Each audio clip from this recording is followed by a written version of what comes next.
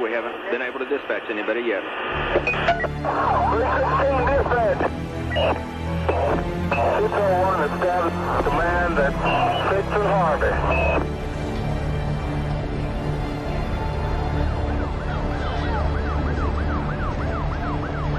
On April 19th, 1995, as many people were starting their workday, a beautiful spring morning in the heartland became chaos when at 9:02 a.m., explosions tore through the Alfred P. Murrah Federal Building in downtown Oklahoma City. An explosion at 9 o'clock this morning that did that damage you're looking at right there, blowing off the entire north face of that building. The federal building located 200 North West 5th Street was almost completely destroyed. A terrible tragedy has occurred here in Oklahoma City. The bombing in Oklahoma City was an attack on innocent children and defenseless citizens. 168 people were killed in the blast and over 800 wounded. The hospitals were overrun with casualties. A rescue worker was killed from falling debris within the first few hours. But what would sear the bombing in the hearts of Americans was the 19 children inside the daycare center in the building who had lost their lives. The most beautiful memorial left by anyone is not in the rubble of this building, but in the hearts and the lives that knew them and loved them. We come today to remember their lives, and we come today to offer thanks. Thanks for the hundreds and hundreds of people who were involved in the rescue and recovery efforts. 6 years before 9/11, it was the first mass casualty terrorist attack on American soil. The prologue to a new chapter in American history had been written in blood, fear, and shock. Terrorism had struck home. From now on, nothing would be the same again. We know that more than McVeigh and Nichols were involved. There were questions of other bombs being found at the scene of the crime, witnesses to the bombing. The FBI, like any government agency, is more concerned with power, prestige, maintaining its position, rather than truth and justice. Based on the damage pattern to the building, what the government says is impossible. That life we had back before the bombing, that life is over. For the first time in my fight with the government, they stepped forward and said it would pose a grave risk to the national security of the United States of America if we release these CIA documents. If you know the truth will set you free. You've got to band together, or it's over for all of us. The man on top will get you. If we don't expose the fact that Oklahoma City stinks to high heaven, the same people that carried it out are going to do it over and over and over again, and they're going to use these frightening events to drive a stake through the United States and kill our republic.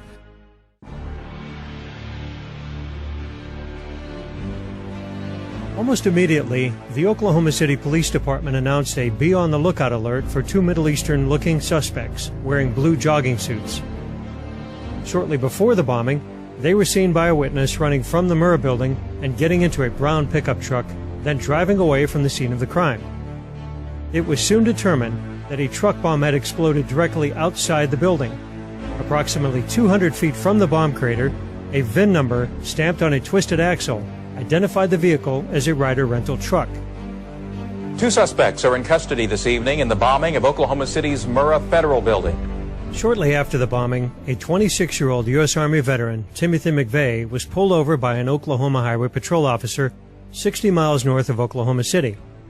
He was stopped for speeding in his car without a license plate.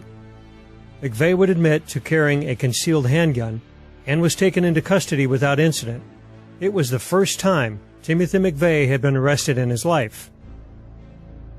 The original alert for two Middle Eastern males had been rescinded within hours of the bombing, and the identification number on the Ryder axle was traced to a rental agency in Kansas. The renter had given a false name, but had listed his address as a farmhouse in Michigan belonging to James Nichols. James's brother, Terry Nichols, was a friend of Tim McVeigh from their time in the U.S. Army. Upon hearing the news that he was wanted for questioning in the bombing, Terry Nichols turned himself in to the Harrington, Kansas Police Department. Within 24 hours after the attack, the FBI had received a tip from a former co-worker of Tim McVeigh in Buffalo, New York. The tipster informed the FBI that McVeigh had often espoused militant anti-government views and that McVeigh was very angry over the siege of the Branch Davidians by federal agents in Waco, Texas, which had ended in a catastrophic fire 2 years to the day before the Oklahoma City bombing. That Friday, they showed the FBI bringing Tim McVeigh out of the jail in Perry, Oklahoma. And that's when I got angry, when I saw that it was an American and it was a Middle Easterners. I had a hard time accepting the fact that that Americans would do that. Americans are supposed to love their children. They are not supposed to murder their children. Shaken, disillusioned, angered that could happen in this country. Upon learning that McVeigh was already in jail, the FBI transferred him to federal custody, and an indictment was issued against Tim McVeigh, Terry Nichols, and others unknown for the bombing of the Murrah Federal Building. Another Army buddy of McVeigh's, Michael Fortier of Kingman, Arizona, was later arrested and charged with having advanced knowledge of the bombing plot. The last thing I remember was being thrown to the center of that room and looking up and looking into the sky, and there was no roof and everything was just suspended up in the air in the sky. When I came to, I stood up, I was facing the south, but all the light was behind me. And I turned and looked back to the north, and the whole front of the building's gone. I'm about 4 to 5 feet from where it dropped off. On the morning of April the 19th of 95, my dog, Gunny, and I arrived at the scene of the Murrah building. There was a great deal of chaos at the scene. A lot of people bleeding, screaming, running away from the building. I lost my 2 grandchildren. They were in the daycare center at the Murrah building. Their names were Aaron and Elijah Coverdale. Aaron was 5 years old, Elijah was 2. I was living at the Regency when the bombing happened. That morning I was at work. I had custody of Aaron and Elijah, so they lived with me. And I had dropped them off at the daycare center that Wednesday morning. I'd get up in the middle of the night and get in the shower and turn the water on so people wouldn't hear me screaming. And I'd just scream at God and ask him what was wrong. Why were we being punished so? I knew the Coverdale boys, Elijah and Aaron. These 2 boys, they were characters. Me being single and living in this apartment, I was kind of a party guy at that time, 27 years old. At one point in time, I had promised these 2 boys that I was going to give them some toys. And problem with that, living in the Regency, on the 18th floor, you leave something in your car, you don't want to go back down and get it because it's just a hassle unless it's ice cream.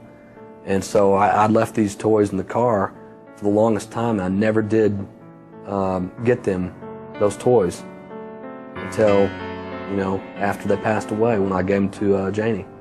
Well, then I got watching the stuff down on the street, kind of got mesmerized by what was going on down on the street.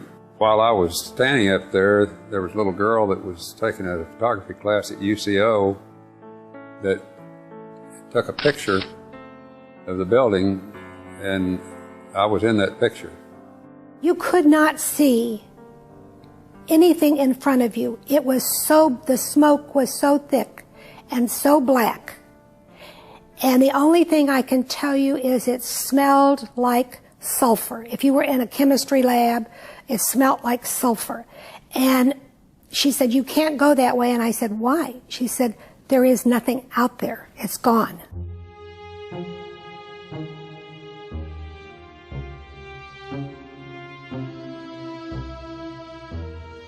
The reasons for the bombing, the perpetrators, the rumors, and the suspects change depending on whose viewpoint you take. Like all controversial events, some of those closest to the event and farthest away are bound together by their questioning of the official story. The first questions were directed at the Bureau of Alcohol, Tobacco, and Firearms, which had launched the raid on the Branch Davidians. The Oklahoma City office for the ATF was located in the Murrah building and was the supposed target of the attack. Yet, no agents were killed or seriously wounded. Was the ATF office empty that morning? I asked him if I could speak with an ATF officer that worked in the building so I could find out if they knew anything about my wife. And he told me that they were in debriefing, and I asked him, you know, I need to talk to one of them, I need to find out something. And he said that none of them had been in the building, so they weren't hurt. They had been tipped by their pagers that morning not to come into work. The ATF told several different stories to explain their agents' curious absence. The most fantastic story was that 2 agents were indeed inside the building and were heroes that day. ATF agent Luke Franey claimed that he was knocked unconscious by the blast and, after an aborted helicopter rescue, crawled onto an outside ledge to escape his office. Franey reported that he then used his martial arts skills to break through several walls and injured his hand. Another agent, Alex McCauley, claimed that he was in an elevator at the time of the bombing. After free-falling for 5 floors, McCauley supposedly broke out and rescued several people.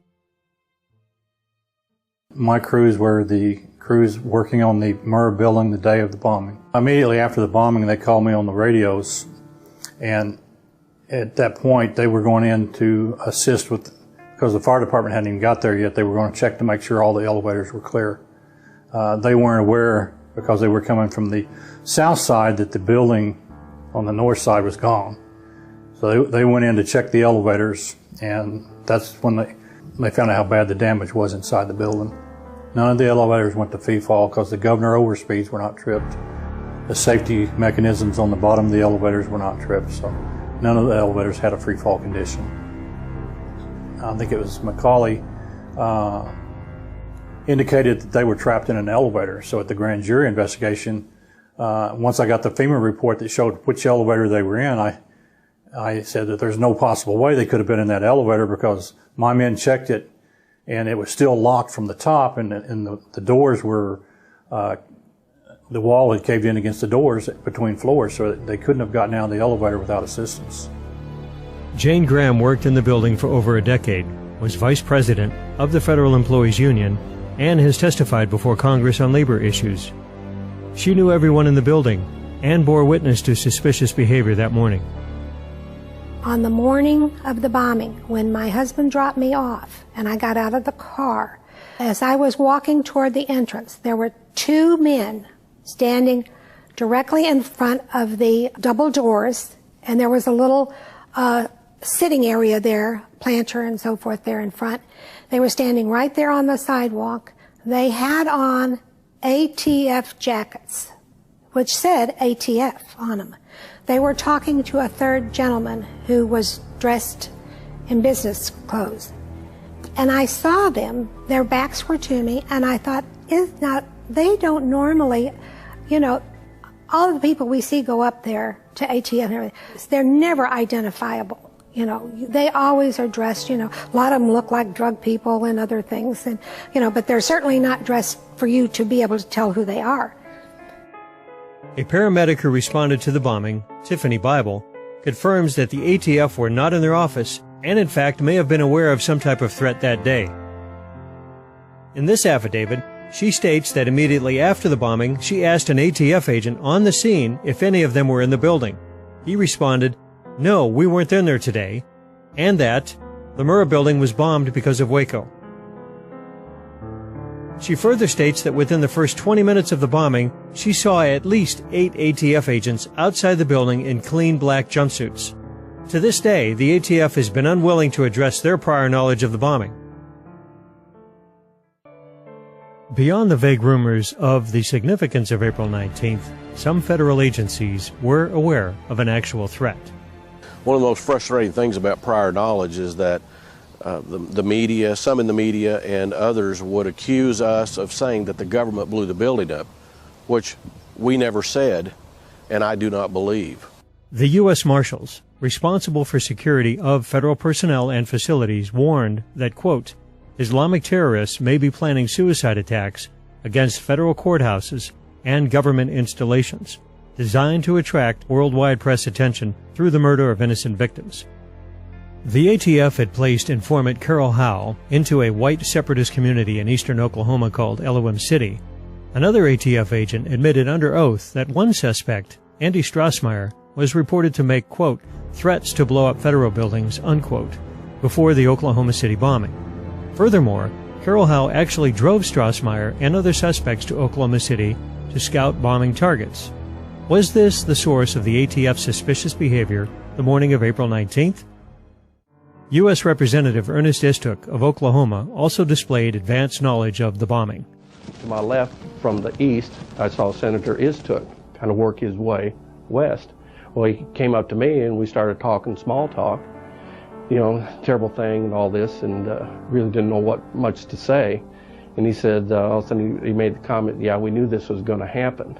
I noticed the lady back behind me by a backhoe, they're taking pictures. She identified herself as an attorney, Lana Tyree, and she was with Ernest Istook. And she made a comment to me that Istook told her that they were aware of a bomb threat since April 9th. You didn't really think much about it until this grand jury and stuff started probing into it, and people were claiming that there wasn't any prior knowledge. I started thinking about it and got with Dave, and we put two and two together, and we said, hey, somebody knew about a prior bomb threat. This ought to be known. Everyone who knows me knows I would not sit idle if I knew about a conspiracy of silence. I would never rest until such a conspiracy was exposed. But I know of no such conspiracy. Istook has denied this evidence under oath, but he has never answered the Oklahoma County Sheriff's deputy's challenge to subject his opposing versions of prior knowledge to polygraph testing.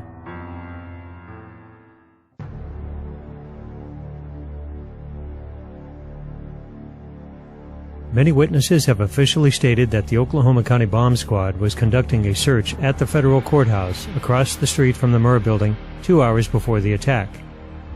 Trish Nix, I ran into her. She was another employee there at HUD, and she had asked me if I had seen the bomb squad that morning.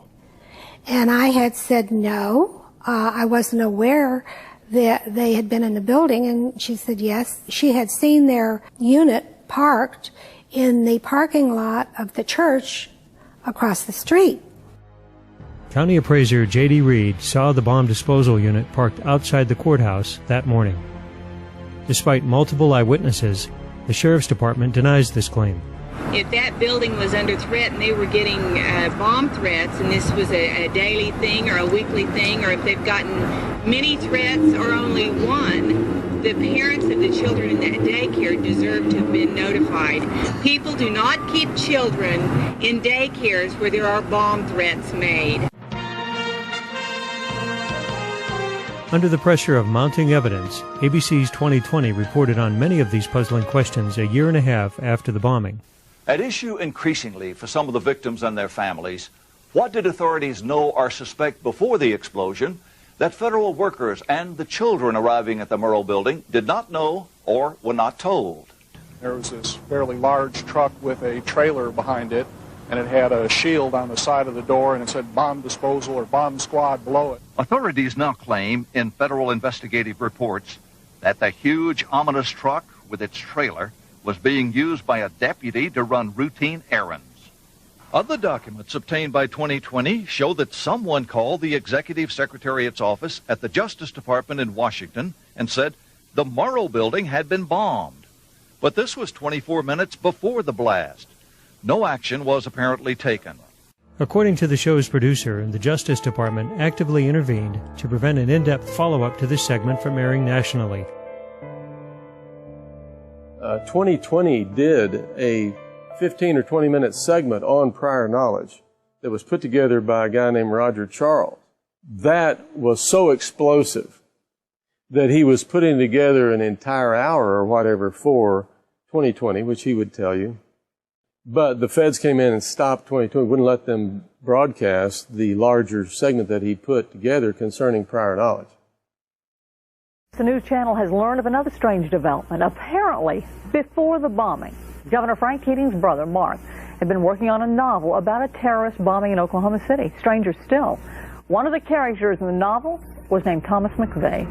Despite the official denials, the evidence confirms that at least some amount of prior knowledge existed.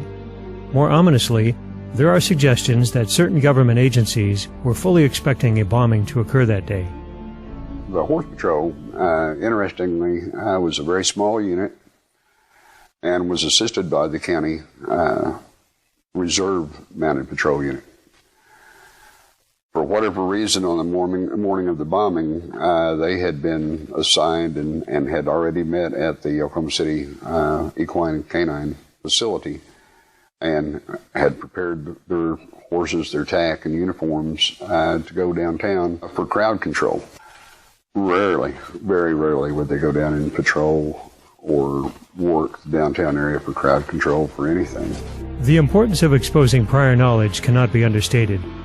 Those individuals who understood the danger beforehand and did nothing are just as guilty as those who lit the fuse on the bomb.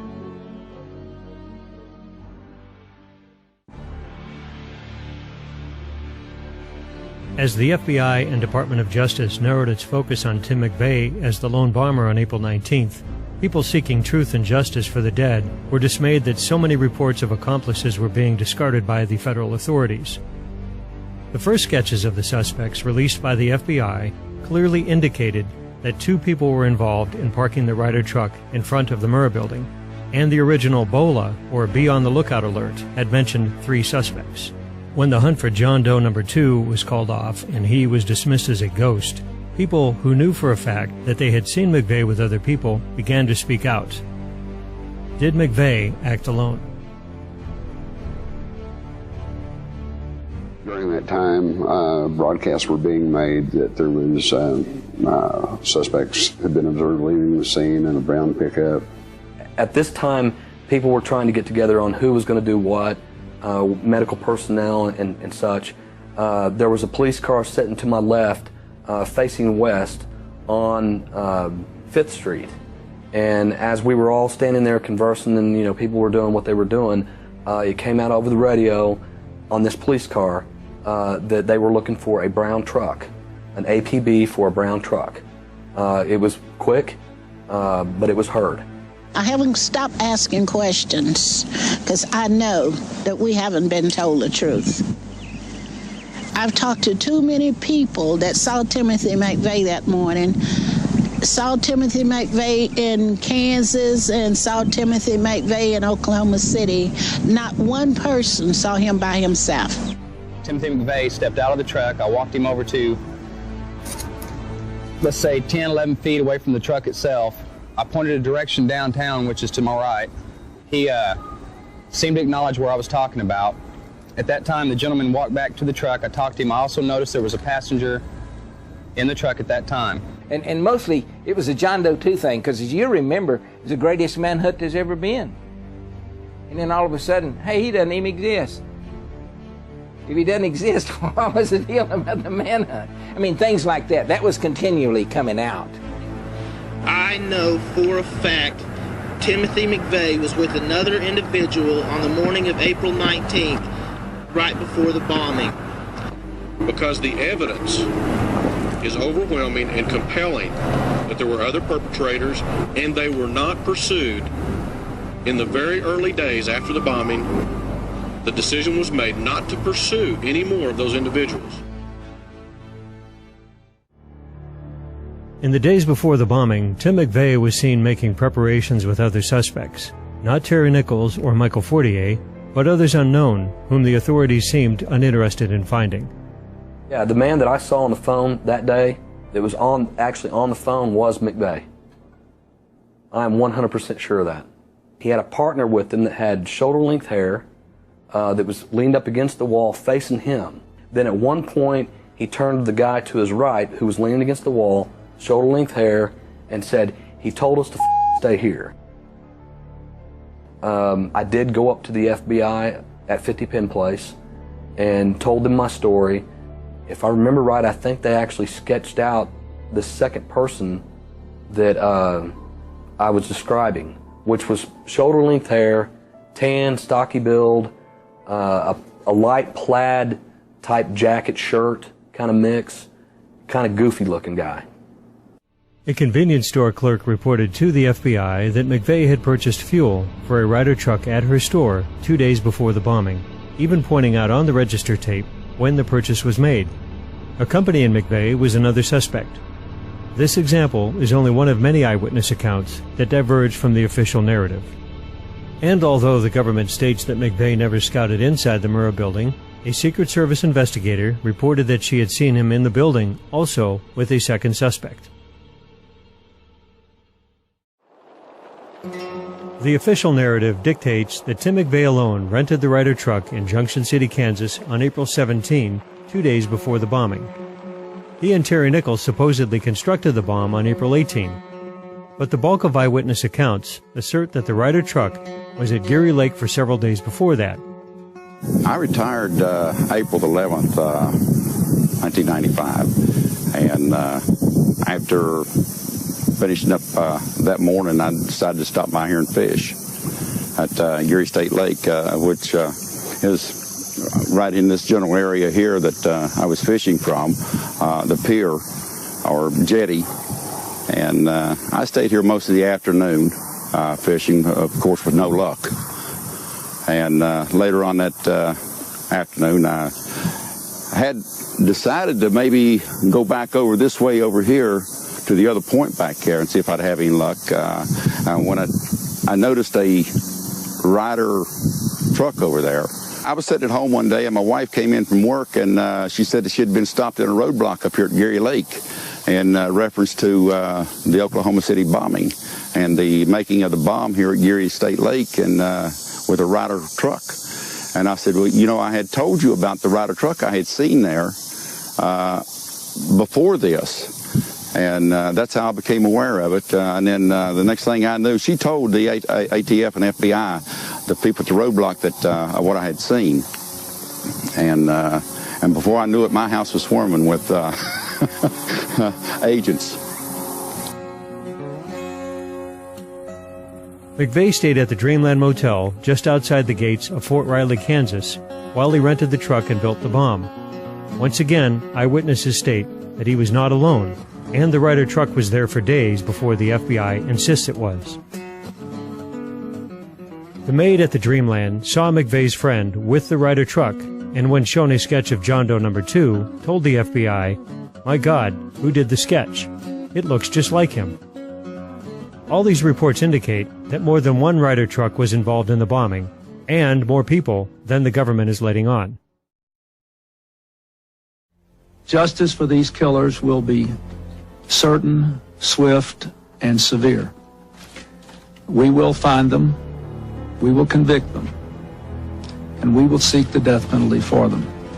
It was promised to the people of Oklahoma City and to the rest of America that every single person responsible for the bombing would be caught, tried, and held accountable for the harm they had inflicted. It was expected that this promise would be fulfilled. Nevertheless, as eyewitness testimony and other promising leads were being carelessly discarded, replaced only with the lies and inconsistencies of federal officials, a deep but private suspicion grew in the minds of observers that perhaps a government cover-up was underway. Was this mere incompetence, or was there something else at work here? I was a police officer in the Tulsa Police Department for 27 years. And in 1995, when the Oklahoma City bombing occurred, I was requested by the local FBI office through our chief of police to assist any way I could and look into the bombing, and using my contacts as an investigative journalist, which is what I did on the side, to try to find out anything we could find out about the bombing, McVeigh, Nichols, and just kind of follow the investigation any place it went, just follow the leads. I was still working the case with Janie Davis and David Hoffman, 2 Oklahoma City police officers, and one of them, it was one of the first ones in the building, and he saw some things in the building. He saw the biggest damage to the building was the pit, which was in the back of the building and went down like 2 or 3 floors. He saw all of that, you know. That never came out in the news. It wasn't part of the investigation. It didn't count. In other words, if it didn't fit the mold that the Department of Justice under Janet Reno set for the FBI, then it wasn't put in the case, period. The FBI bragged about its handling of the deadliest terror attack in American history, but gigantic holes in the case were being ignored by the media. McVeigh was first suspected because he rented the truck under the name Robert Kling. One of the first pieces of evidence used to link McVeigh to the bombing was problematic. I went to Junction City. I went out to Elliott's Body Shop, and I spoke to Mr. Elliott. I told him who I was, and I said, I would like for you to tell me what happened the day Tim came to rent the Ryder truck. And he said, you mean the day Tim and his friend came? And I said, Tim wasn't by himself? He said, no, ma'am. The FBI has been designated by President Clinton as the lead federal agency in this investigation. Incredibly enough, there remains an extra unidentified leg that was found in the rubble. Oklahoma State Medical Examiner Fred Jordan testified in court, "We had 8 people with traumatically amputated left legs. However, we have 9 left legs. We have 1 leg too many." Stephen Jones, McVeigh's defense attorney, detailed in his book, Others Unknown, the significance of this extra leg. Former chief pathologist for Northern Ireland T.K. Marshall performed over 2,500 autopsies on bombing victims and told Jones that, in all the years in Ireland, we identified every innocent person that was killed. There was never an unknown victim. The FBI collected 1,034 fingerprints during their investigation. But an agent admitted under oath that these prints were not run through the National Fingerprint Database. Nikki Deutschman was the jury foreperson for the federal trial of Terry Nichols. I think that the government perhaps really dropped the ball. I think that there were a large number of sightings right around before, the week before, and the days and months after the bombing, and sketches of people that were recognizable. In this trial, there even was a photograph of someone who may have been involved with mixing the bomb, with putting the bomb together. And that person, it was a photograph from a newspaper. Obviously, that person's identity is known. I think there are other people out there, and decisions were probably made very early on that Tim McVeigh and Terry Nichols were who they were looking for, and the same sort of resources were not used to try to find out who else might be involved. Well, in those first couple of days, especially that first day of the Oklahoma City bombing, there was immediate information that came out about what caused the bombing, witnesses on the scene of the crime, things such as that. And it changed very significantly and drastically as the day went by and the next several days went by. That caused a lot of questions in people's minds about, well, what really happened here? The reason I started doubting the official story that was coming out, you have to understand that the local media were doing a good job the first day. Local law enforcement maybe also, I believe, was doing a good job. But once the feds came in, things started changing. The police and emergency crews are talking about moving us back because of the danger of a possibility of another explosion. I think he said another bomb. Another bomb, move back. Oh my God, another bomb.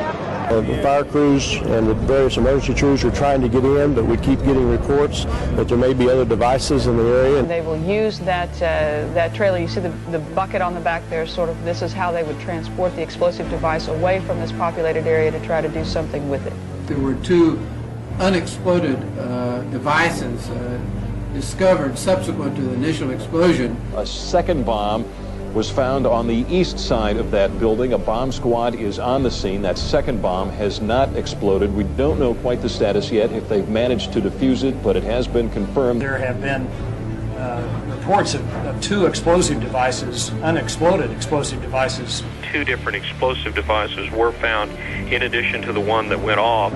Just an hour after the initial explosion, downtown Oklahoma City was shaken up again with word of another bomb, or maybe 2.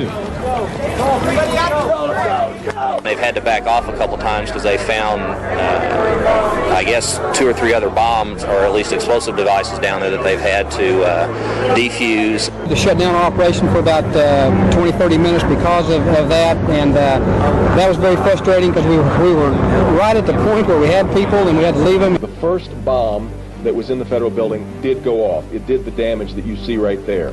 The second explosive was found and defused.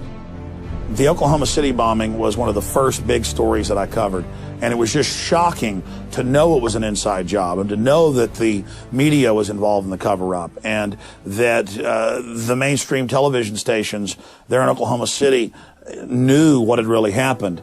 And then years later, I was able to actually talk to some of those reporters, and they discussed how they were told to shut up. I mean, it just showed how people were so willing to be part of the cover-up just because the truth was so frightening.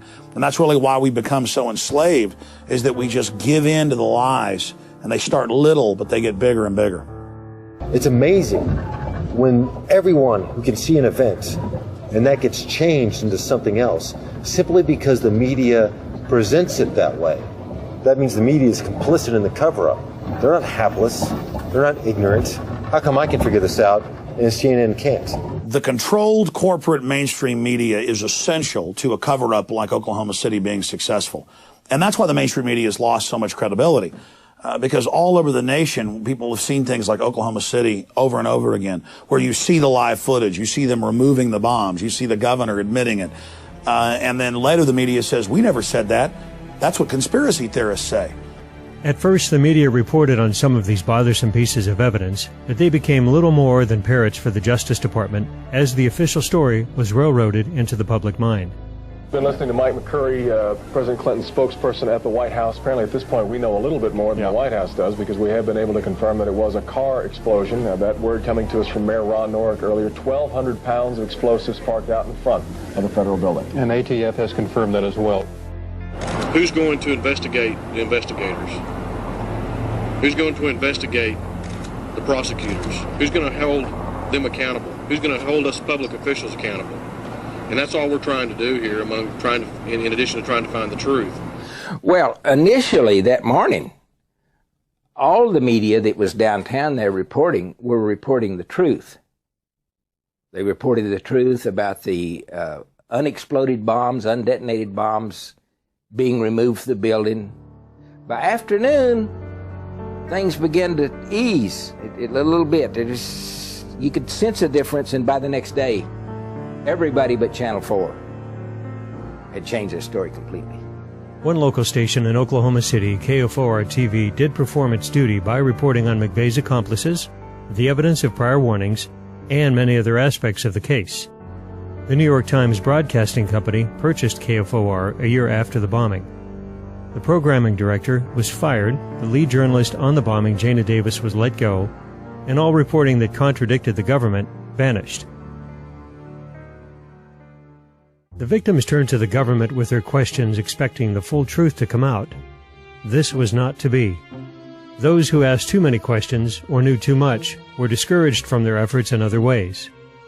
Debbie Nakanashi, who was with the post office, she was told not to talk to anybody about that. Her job had been threatened to her. She went to the union over it. Then they apologized. But she and I went on a number of occasions to Washington, D.C. We tried to see every senator and every congressman from Oklahoma. Not one would give us an interview. I was told by an agent, an FBI agent, that due to comments that I'd made, that people like me often ended up dead, and he'd be careful what I said if I was him. And in the way that he put it forth, I felt like it was a threat. I wrote letters to Janet Reno when she was the United States Attorney General. I wrote Louis Freeh, who was over the FBI at that time. I wrote Senator Orrin Hatch. I wrote everybody I could think of asking for help. Nothing was done.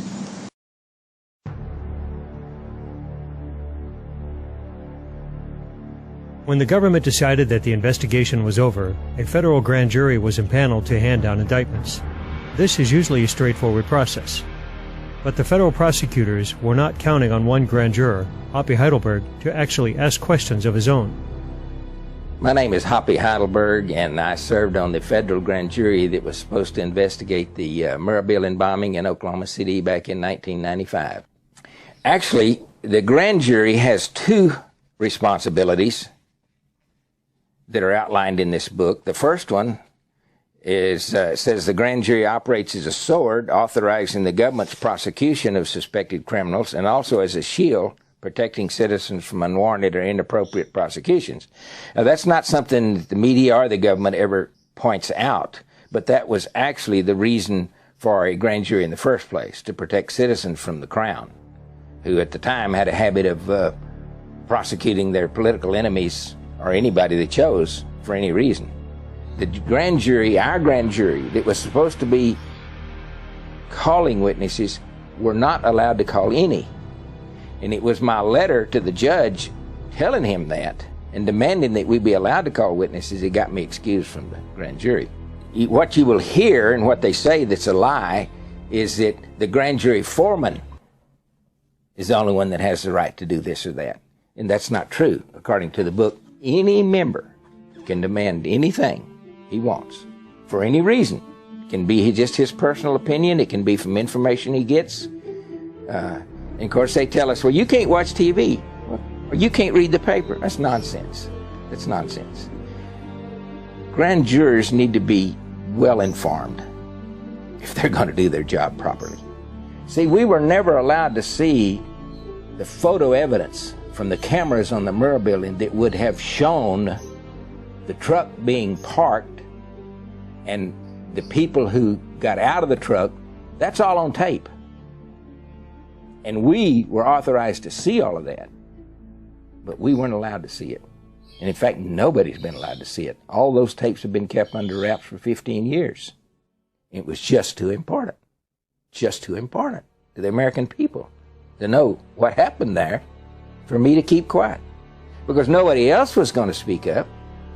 The other grand jurors were petrified because they observed on a daily basis the kind of intimidation tactics that were used by the Department of Justice attorneys to attempt to keep me under control.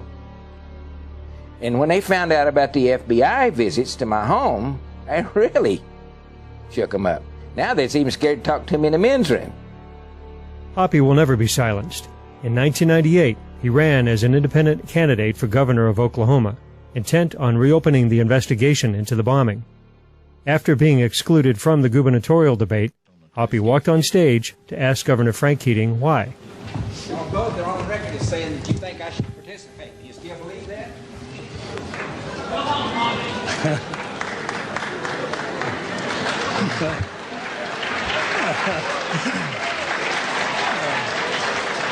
Thank you, audience.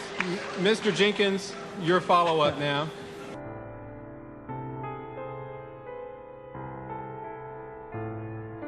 Two years after the bombing, the trial of Tim McVeigh began in Denver, Colorado. The trial had been moved out of Oklahoma despite the constitutional mandate that federal crimes must be tried in the district in which they occurred. The truth seekers were assured that all of their questions would be answered in court. The trial was not handled appropriately. It was handled in a way that was very prejudiced against the defendants. If you look at what Judge Maitch did concerning prejudicing the jury toward the people that were being prosecuted, by 2 weeks he showed them pictures of dead babies and blood and guts, and which is all basically, in my understanding of the law, illegal to prejudice the jury like that. Yet they did that kind of stuff apparently on purpose. I was told that by the U.S. attorney that if I attended the trials in Denver, that all of my questions would be answered.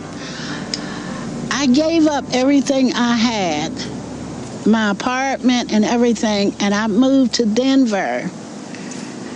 And I attended both trials, and by the time Terry Nichols' trial was over, I had more questions and no answers. The trial lasted 3 weeks. In contrast, the O.J. Simpson trial in 1995 had lasted 9 months. The jury deliberated for less than 24 hours and sentenced Tim McVeigh to death. McVeigh waived all his appeals and was fast-tracked to be the first federal prisoner executed in decades. Just before his execution date, the FBI announced that they had withheld thousands of pages of documents that could have influenced his trial which led to a month-long stay of execution. I mean, they weren't able to get thousands, at least thousands, probably a lot more than that, of documents from, the FBI and the DOJ. They just wouldn't turn them over. On June 11, 2001, Tim McVeigh was put to death by lethal injection at the federal death row in Terre Haute, Indiana. He left no message and was quickly cremated without an autopsy being performed on his body, contrary to the standard procedure for executed prisoners. Terry Nichols was tried and found guilty in a separate trial and received a life sentence without the possibility of parole. In 2004, Terry Nichols was then tried in Oklahoma on state murder charges in the prosecutor's hope of imposing a death sentence. Nichols was found guilty, but a jury once again refused to execute him. Those jurors did the best job they could with the case that was presented to them. I think what their statement says is they knew there was something wrong and somebody had some involvement here.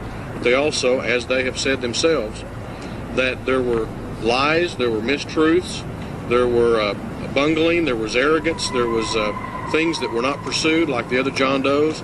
And so they felt like there was a reasonable doubt. Michael Fortier became a witness for the federal prosecutors, received a 10-year sentence, and was released in 2006 directly into the Witness Protection Program. Justice, the government announced, had been served.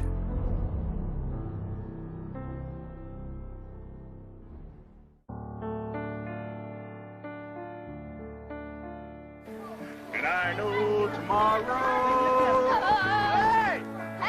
will be the same, 'cause we've got a life of love that won't ever change. Hey, my dad's good. Don't listen.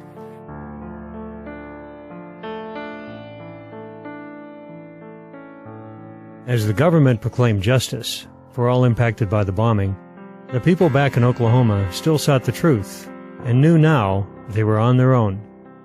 The list of questions continued to grow due to the mysterious death of Oklahoma City police officer Sergeant Terrence Yakey. Terry Yakey, unlike the rest of Oklahoma, may have known too much.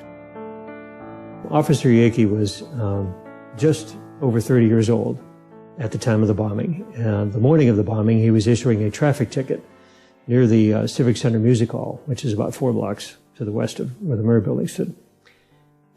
He dropped the ticket book, let the woman go, and says, I have to obviously attend to other things. He heard the multiple blasts coming from the Murrah building. Sped up there in his black and white squad car and immediately started pulling out the first of 8 people. Mr. Tom Hall being the first, a former employee of the GSA. Tom, to this day, in fact, I talked to him a couple of weeks ago, still has the utmost respect for Officer Yakey. He literally saved his life. Officer Yakey, being an astute police officer for 7 years, veteran of the Oklahoma City Police Department, knew that something was horribly wrong. He tried to get the official storyline out through his commanding officers at the Oklahoma City Police Department, through his family, through his ex-wife, and he chose to withhold some of the storyline because he was in fear for his family and his wife and his 2 young daughters at the time. What we found out, between the hours of 8 a.m. and 1 p.m. that morning, he was brutally murdered 1.5 miles from the front gate of the El Reno Penitentiary. From that moment that his body was found, we know that the crime scene was destroyed. There were spade shovels that were used to turn over the crime scene.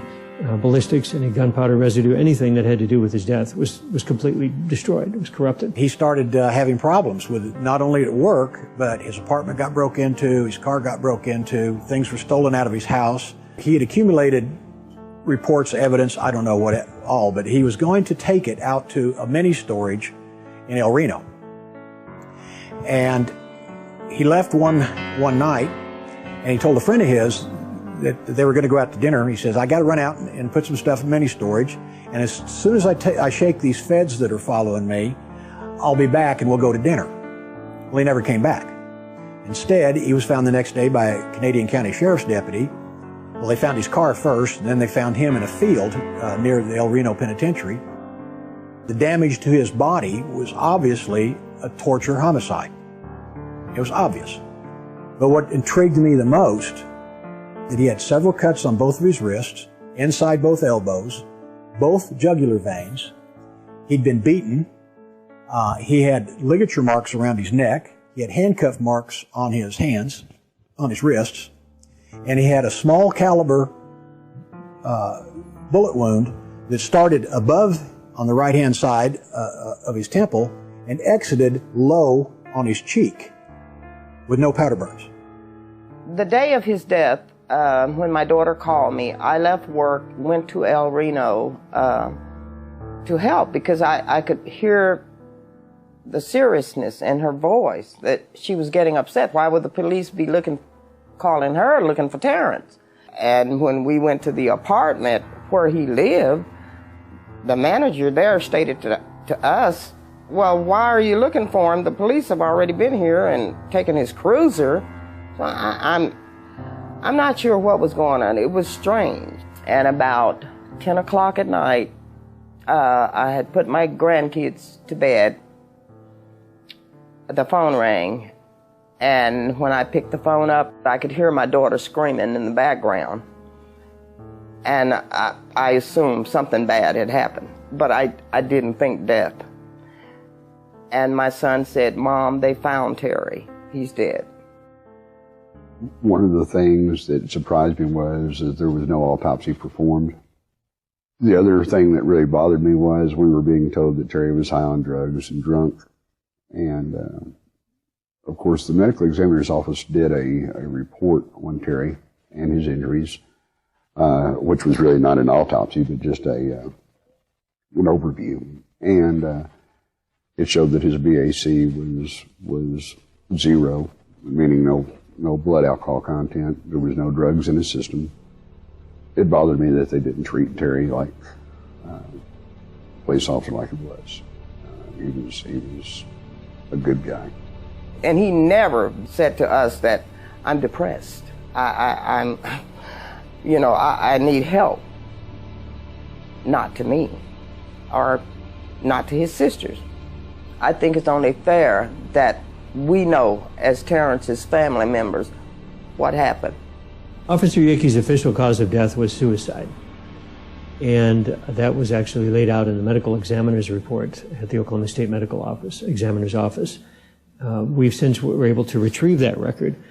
What we found out, though, is that, number one, the crime scene was corrupted, went completely in the face of a proper investigative procedure. The extent and the amount of and the number of wounds on his body clearly shows that he couldn't commit suicide. Physically and logistically, you just can't do that to yourself. Terry also, we knew, was anemic. He would not have been able to traverse over half a mile from where his car was to where his body was found and not have passed out. His heart would have literally given out. He wouldn't have had enough blood pressure in his body to survive. The car was locked. The windows were rolled out. The keys were in the console. There was a bloody knife in the glove box. You don't stab yourself 13 times and have superficial wounds on the, along your arms and chest and your upper neck, and walk a half a mile and decide to die next to a tree. Being the family of an officer, I expected some kind of care and consideration for us, being the family of Terrence. There was another detective by the name of Mullinex that told my daughter that she looked at too many movies and she needed to see a psychiatrist. When we were asking questions, wanting to know about his belongings, wanting to know about things that happened during the course of where they say they found my son. And I don't think this was very kind of them and considerate of us being family, that they should have talked to us like that. But they did. And as far as I'm concerned, that made me more suspicious of what happened to my son. The brutal torture and murder of Terry Yakee served not only to silence his voice, but the voices of other first responders who may have seen something that would shed light on what really happened. Those who keep their silence know exactly what Terry saw, but he will never be forgotten by those who ask questions and demand answers.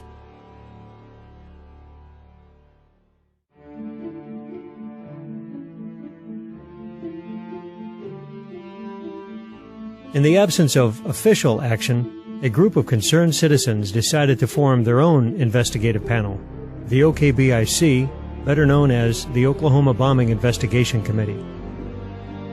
Their goal was to compile enough evidence that would attract attention by the media and the government, and therefore compel a more thorough investigation. Entirely funded by donations and their own money, the OKBIC took affidavits, recorded eyewitness testimony, and paid for private investigators to chase down leads.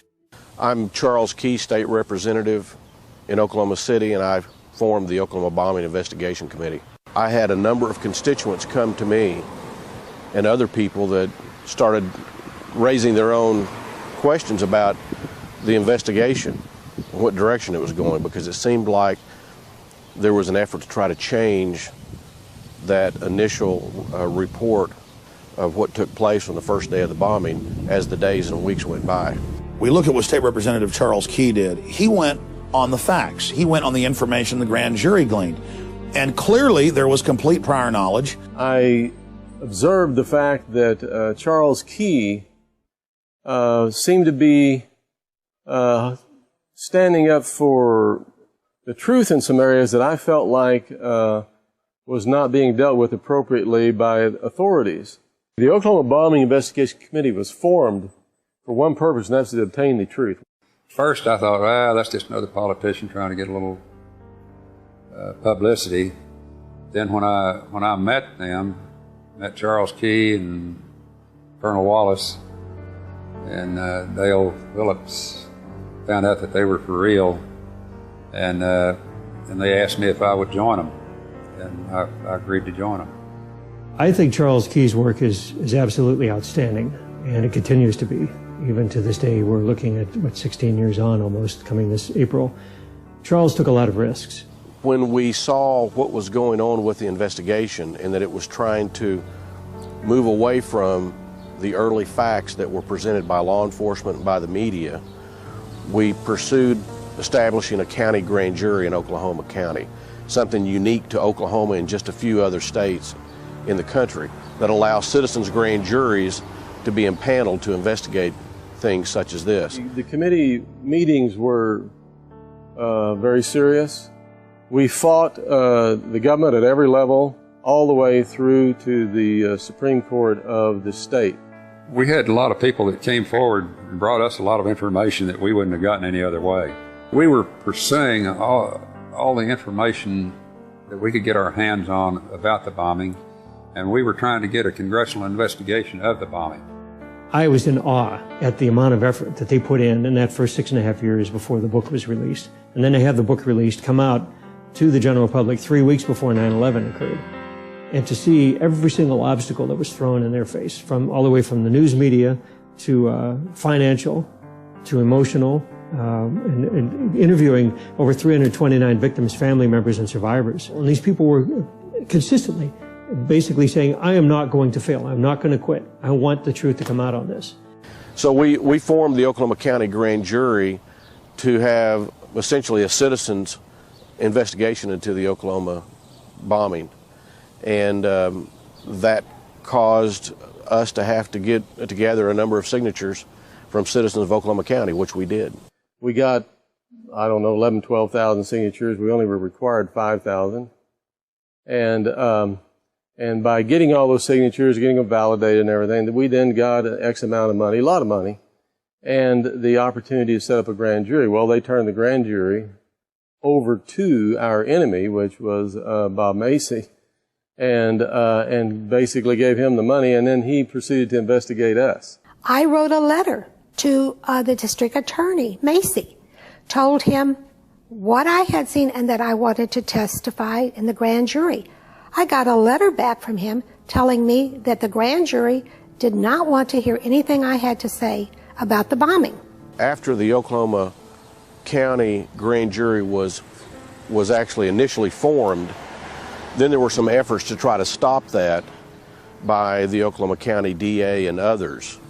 And at that time, we organized ourselves in a more formal way. We hired private investigators and some others to help us put the information that we had gathered together in a form that we could present to that county grand jury. 4 or 5, 6 months into the investigation, we started suspecting that our phones were tapped. And I don't remember how we got the information, but we were given a number that we could dial, and it would either confirm or that it were tapped or that they weren't. And we'd dial this number, it would confirm it.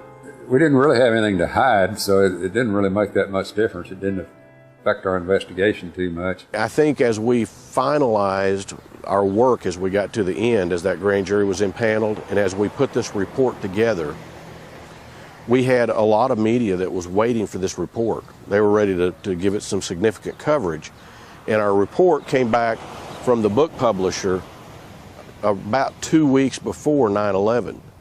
And one of the things that we said and some others said during that time frame, as before and after 9/11, that the reason that we did this is because if you don't ask the questions and you don't hold government accountable in everything that it does, not just bombings like this, but everything, then you'll have the same mistakes happen again, and they will get worse as time goes on.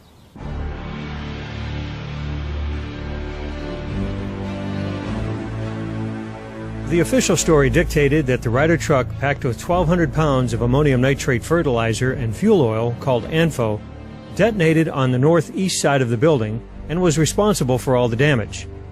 That hypothesis later evolved into 4,800 pounds of ANFO, then up to 7,000 pounds of fertilizer and nitromethane? In fact, the only consistent theme of the official narrative is its inconsistency.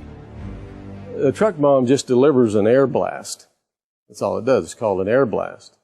And when you've got 8-foot thick columns of concrete filled with rebar the size of your arm, an air blast probably won't even break one. It will break windows. That's about it. But some of these columns were ripped up, shredded, tossed around. Because a truck bomb is going to release its energy simultaneously in every direction. And so the damage pattern to the building or whatever structure it's parked in front of and intended to blow up, if it's a big structure, bigger than a truck bomb can take out, the damage pattern is going to be roughly a semicircle. Now, I looked at the building. I was on the bomb squad for a couple of years. I've worked some bombings. And I looked at the building and I knew that the damage done to that building couldn't have come from a truck with ANFO in it. A blast does not turn corners. And it did look like that there was a secondary explosion or a more intense explosion towards the east side of the building. Explosion, or that portion of the explosion, did basically clear everything from the front of the building to the south wall. The Oklahoma Bombing Investigation Committee was presented with evidence that explosives planted inside the building were responsible for the collapse and most of the casualties. In this rarely seen footage taken by the Oklahoma County Sheriff's Office minutes after the bombing, the north side parking lot is shown littered with paper and debris from inside the Murrah building. How did this volume of paper transport itself against the blast wave of the truck bomb and magically appear on the other side of the street? And then we look at the fact that you have bombs clearly inside the building. It's blown out across the street, pieces of it on top of buildings, the opposite direction that the rubble should have gone in if there was truly this high-powered truck bomb out front that caused all the damage. And I can tell you that the building was blown from the inside because all the debris was piled up against the Journal Record building clear across the parking lot. In fact, several witnesses report that bombs were going off in the building before the truck bomb exploded outside. The first thing that I experienced when I was sitting there signing some papers for Ruth, I felt the building start shaking, and never had anything like that happen before, and I just kind of froze. And then the lights went out. It didn't get totally dark because the whole front of the building was glass. The lights went out, and then the debris started falling on my desk. And then something hit me in the back of the head and knocked me out before the truck bomb went off. What that tells you is that there were other explosive devices in the building that actually brought the building down. The building started to sway back and forth. It was going back and forth.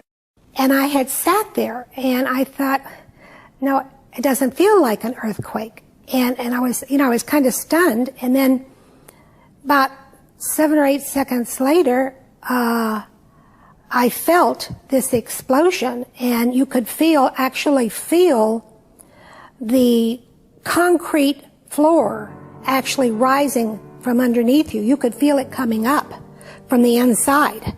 It was like slow motion. We crawled under before the glass started coming, and everything it just seemed to roll in on us.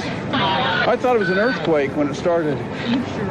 It was just a kind of a shake, and then everything started going like this, and I dove under the desk, and then all the glass came in and the ceilings came down. 3 seismographs at the University of Oklahoma, the Omniplex Science Museum, and in Franklin, Oklahoma, recorded a seismic event lasting 8 to 10 seconds that suggests the possibility of 2 blasts. There were 2 energetic spikes. One was the truck bomb, and the second spike was explained away as air blasts pushing on the ground or falling debris. But a representative of the Oklahoma Geological Survey stated for the record that this spike was not the result of floors collapsing and that the last 5 seconds of ground motion did not have air blast associated with it.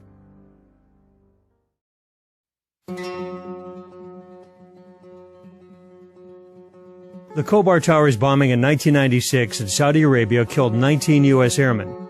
That bomb was several times larger than the bomb supposed to have been used in Oklahoma. It left a huge 85-foot crater, yet there was no major structural damage on the simple slab building. What happened in Oklahoma City to cause the major horizontal support beam to fail and the complete failure of these 2 series of columns on the east side of the building? This collapse was responsible for most of the casualties. The crater, when seen from above, is offset from the major structural damage in the building. For some reason, the official story has inflated the size of this crater. The bomb, at least I've seen where the reports from the different agencies have said the bomb extended from the cab to the tail of the truck. And one of the things that really bothers me about that is the rear axle from the truck went down and collided with the car in front of the Regency Tower about 1.5 blocks away. The front axle of the truck was hurled eastbound and struck a parking meter about 1.5 blocks away in front of the YMCA building. If the bomb was that big that rear axle would have been driven into the crater, and instead of being split apart as they were. And the truck bomb itself, to me, had to be between the 2 axles. It could not have been over that rear axle. I was surprised from even the FEMA report and the published reports that nobody could determine what the size of the crater was. And that's one of the things I brought up at the grand jury investigation, is that the crater was half the size that they had proposed in the FEMA report. The crater had a 5-gallon bucket sitting next to it after they had it uncovered, and you could extrapolate from the size of that bucket to the size of the hole as to what the size of the crater was. And it was approximately 16 feet across.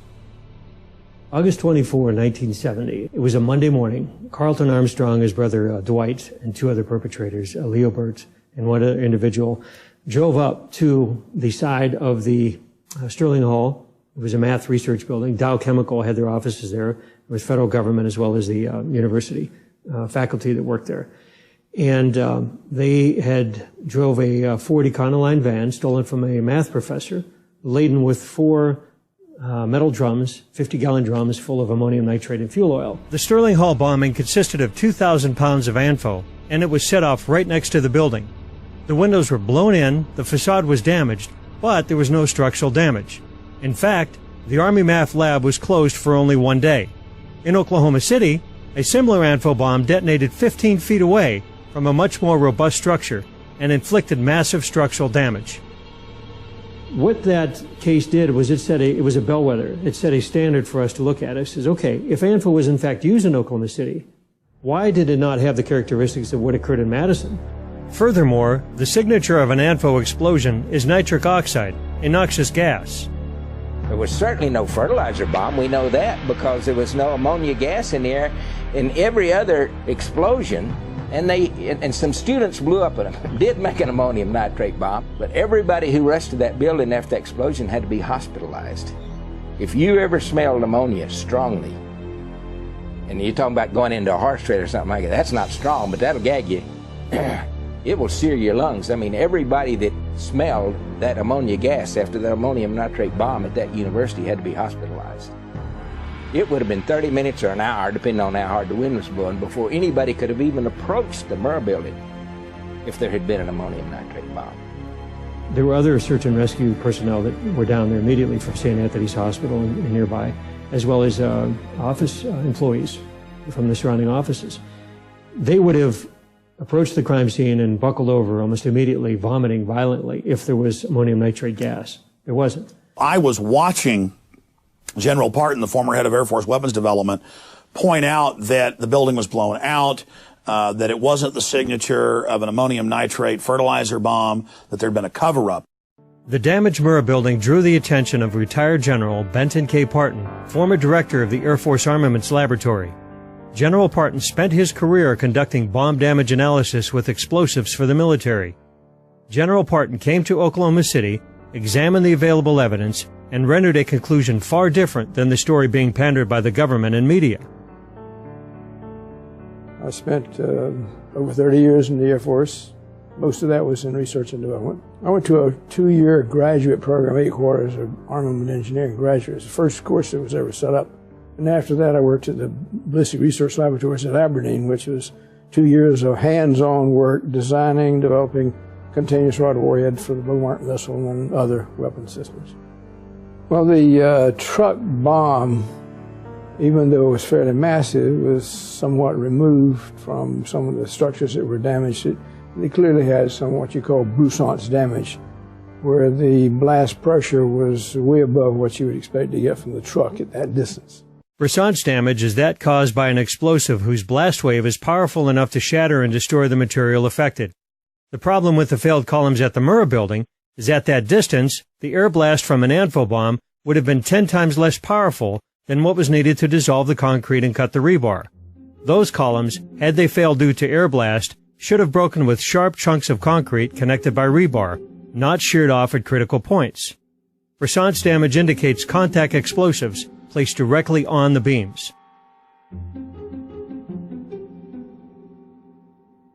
Even more perplexing is the total collapse of column B3, which caused the floors on the east side to pancake onto one another. The building was gutted to within feet of the other side. Column B4, closer to the truck bomb, is completely intact. Yet we are supposed to believe that a blast wave traveled through B4, leaving the sheetrock almost untouched, and completely destroyed the column farther away. And most of the front columns were destroyed when the supporting header beam failed. But the cause of failure, supposedly being air blast, should have thrown it into the building. Instead, it fell straight down and rolled towards the crater. General Parton's report was conclusive. The Murrah Federal Building was not destroyed by one sole truck bomb. The major factor in its destruction appears to have been detonation of explosives carefully placed at 4 critical junctures on supporting columns within the building. Many independent experts concurred with the Parton report. Sam Cohen, inventor of the neutron bomb, issued this statement. I believe that the demolition charges in the building that were placed inside at certain key concrete columns did the primary damage to the Murrah Federal Building. It would have been absolutely impossible and against the laws of nature for a truck full of fertilizer and oil, no matter how much was used, to bring the building down. The FBI put all their weight behind the lone bomber theory and tailored the evidence to fit that scenario. Dr. Frederick Whitehurst, a supervisor at the FBI crime lab, turned whistleblower over the Bureau's handling of the evidence in the Oklahoma City bombing. Released a report today condemning the FBI crime lab for mishandling evidence and for slanting its analysis.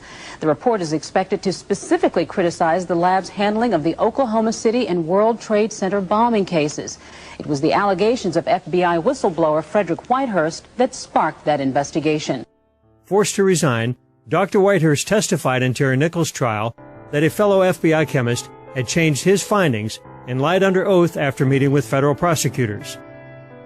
The Office of the Inspector General, or OIG, investigated Whitehurst's charges and issued a report which concluded that the FBI crime lab had improperly identified the characteristics of ANFO, the weight of the bomb, the detonation system, and even what kind of explosive was used. The Oklahoma City case will get a lot of attention because what the Inspector General goes on to at some length to say in his analysis of agent testimony in some of the pre-trial stages is that one agent in particular made sort of seat of the pants estimates about the Oklahoma City bomb, but then couched them in his reports, in his written reports, as being the result of scientific evidence. The FBI laboratory has billed itself for many, many years as the premier forensic laboratory in the world. The people that did the things they did knew doggone well what they were doing. The Wright Armament Laboratory at Eglin Air Force Base conducted a series of explosive tests to compare their data to the bombing in Oklahoma. The Eglin test structure was a simple 3-story concrete slab building with no support columns. The engineers at Eglin tried to recreate the truck bomb as McVeigh and the FBI claimed it was constructed, with 4,000 pounds of ANFO packed into a dozen barrels. But they found that each barrel acted as a separate bomb, canceling out the explosive force of each other and pushing most of the blast upwards. So they constructed a single more powerful bomb and exploded it outside the target building to test the effects of air blast. They found that their weaker test structure suffered less damage from a more powerful bomb than was supposedly used at Oklahoma City. The report for the Wright Laboratory at Eglin Air Force Base concluded the damage at the Murrah Federal Building is not the result of the truck bomb itself, but rather due to other factors such as locally placed charges within the building. The evidence is undeniable, despite the pleas of the official story, that the Ryder truck bomb was not the sole cause of destruction that day, that there were bombs placed inside the building, which caused the brunt of casualties as floors collapsed on helpless victims.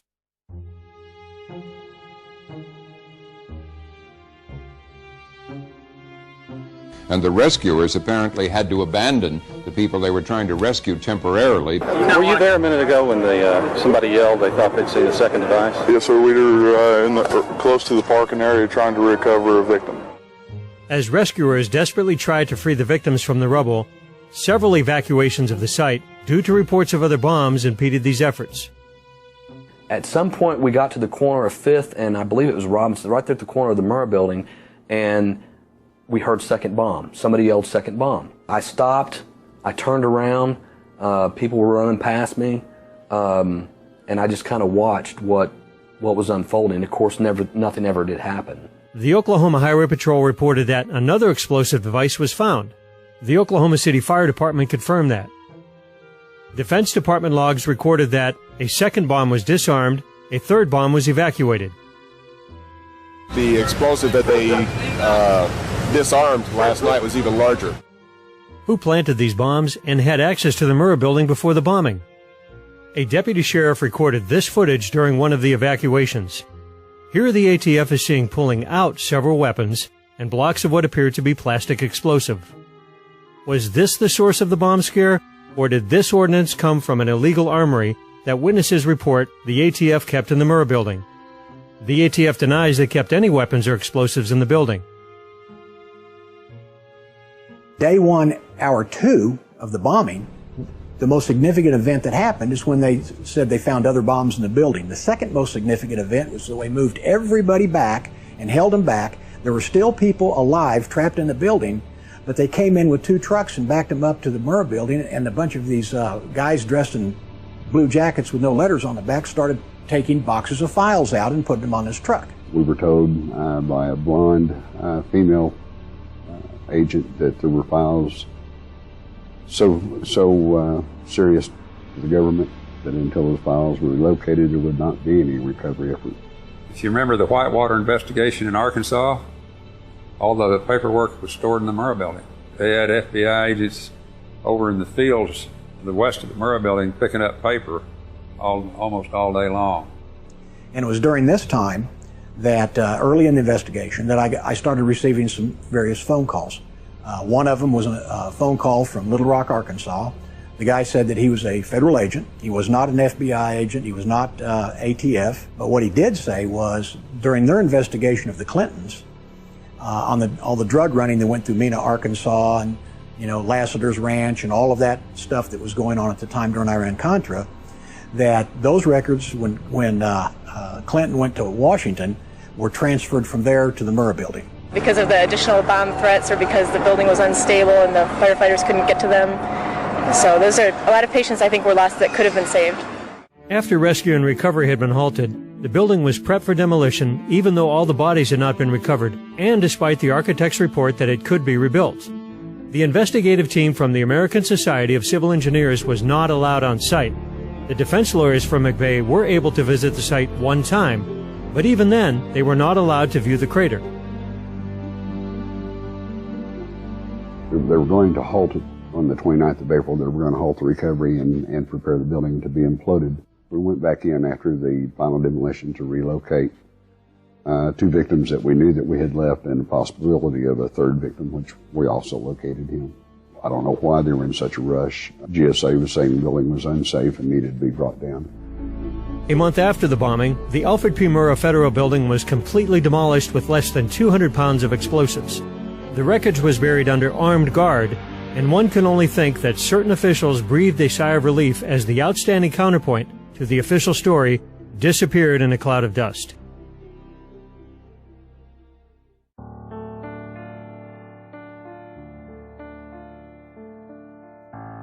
Tidbits of truth about the Oklahoma City bombing would often come from the most unlikely of places.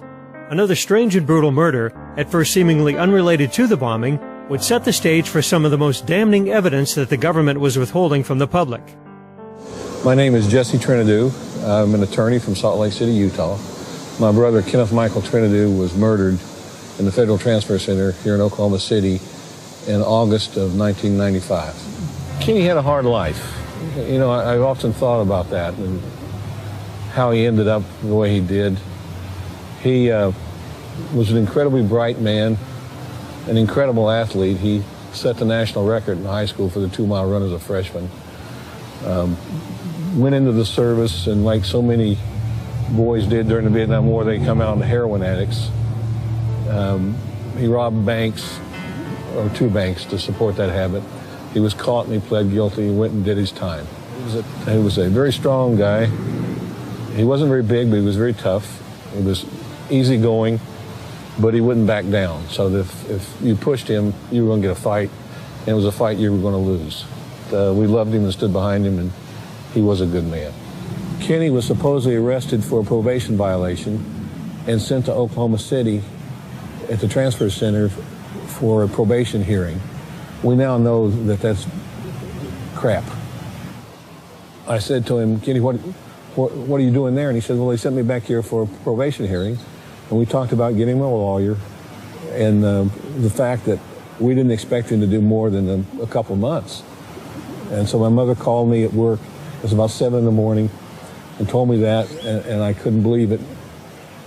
And that Kenny supposedly killed himself because I had just spoken with him the night before. There's no way in hell he would have killed himself. This is not a guy who kills himself. I mean, his life is the best it's ever been. I found out later that an autopsy had already been done. Now, the federal government didn't want one done, but the state of Oklahoma required one for a death and incarceration. So the federal government didn't know that there was an autopsy done, and did not want the autopsy done. And the federal government went twice to the medical examiner's office asking to have Kenny cremated. It took a week to get his body released and home. And I kept getting the runaround from the federal government, and finally I just screamed into the phone one day, why don't you keep him? And when the body comes home, it's totally made up, so you can't see the wounds. He was beaten head to toe. His skull was smashed in 3 places. The soles of his feet had been beaten. You could see the fingerprint bruises on his arm where he'd been held.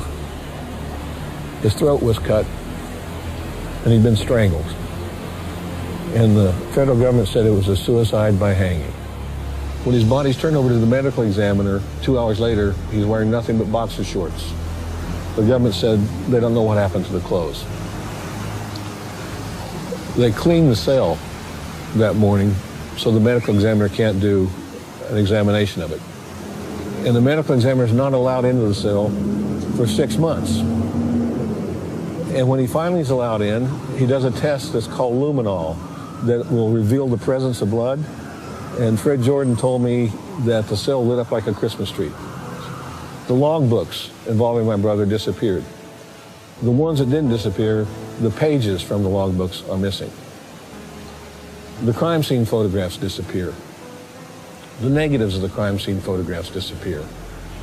The video camera supposedly malfunctions. Within an hour of death, he'd consumed the equivalent of 30 bottles of Coca-Cola.